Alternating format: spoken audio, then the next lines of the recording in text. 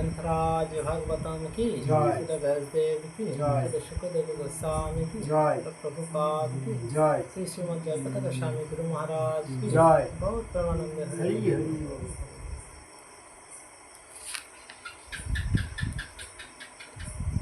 আজকের শ্রীমদ্ ভাগবতমের তৃতীয় স্কন্ধ ১বিংশ অধ্যায় মনোকর্দম সংবাদ শ্লোক নাম্বার 2। প্রিয়ব্রতত্তান্পাদৌ শ্রুতৌ স্বয়ম্ভুবস্য বৈ যথা ধর্মং যুগু কৌতুহ সপ্তদ্বীপবতীং মহে। অনুবাদ: স্বয়ম্ভুব মনুর দুই মহান পুত্র প্রিয়ব্রত এবং উত্তানপাদ ধর্মের অনুশাসন অনুসারে সপ্ত দ্বীপবর্তী পৃথিবীকে শাসন করেছিলেন। তাই এখানে বলা হয়েছে স্বয়ম্ভুব মনুর দুইজন পুত্র ছিলেন, প্রিয়ব্রত এবং উত্তানপাদ। এরা দুইজনে গোটা পৃথিবীকে শাসন করেছিলেন। তাৎপর্য, বহুপদের তাৎপর্য। শ্রীমদ্ ভাগবতম হচ্ছে ব্রহ্মাণ্ডের বিভিন্ন খণ্ডের মহান রাজাদের ইতিহাস ও এই শ্লোকে স্বয়ম্ভুব মনুর দুই পুত্র প্রিয়ব্রত এবং উত্তানপাদের নাম উল্লেখ করা হয়েছে। তারা 7টি দ্বীপে বিভক্ত এই পৃথিবী শাসন করেছিলেন। এই 7টি দ্বীপ এখনও বর্তমান, যথা Asia, Europe, Africa, America, Australia এবং উত্তর ও দক্ষিণ মেরু। যদিও শ্রীমদ্ ভাগবতে ভারতের সমস্ত রাজাদের ধারাবাহিক ইতিহাস লিপিবদ্ধ হয়নি, তবুও প্রিয়ব্রত ও উত্থানপাদ, শ্রীরামচন্দ্র, মহারাজ যুধিষ্ঠির প্রভৃতি মহান রাজাদের কার্যকলাপ লিপিবদ্ধ হয়েছে।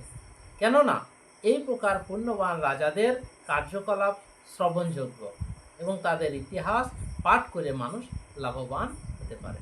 তাই আমাদের এই কারণে এখানে প্রিয়ব্রত, উত্তানপাদ, শ্রী রামচন্দ্র, রাজা পরীক্ষিত, এইসব রাজাদের কথা আমাদেরকে শ্রবণ করতে হবে, কেননা আমাদের উন্নতি সাধন করার জন্য। আর একটা শ্লোক বলছি: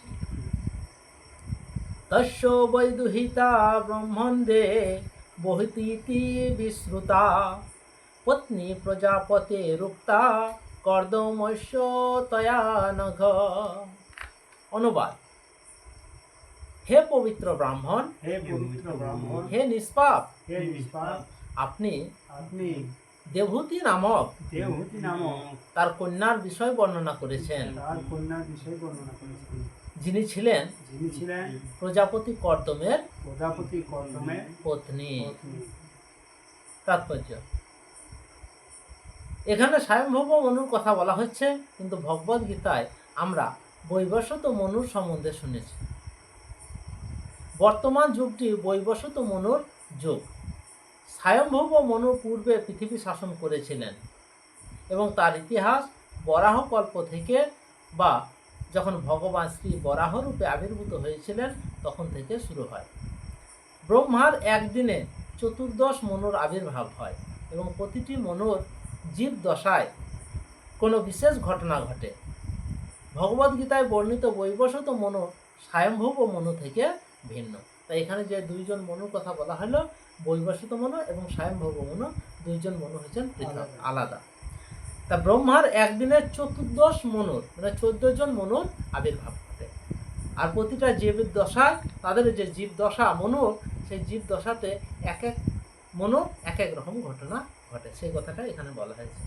আজকে এখানে গ্রন্থরাজ ভাগবতম কি, শ্রীল ব্যাসদেব কি, শ্রীল শুকদেব গোস্বামী কি, শ্রীল প্রভুপাদ কি, গৌর প্রেমানন্দে হরি হরি।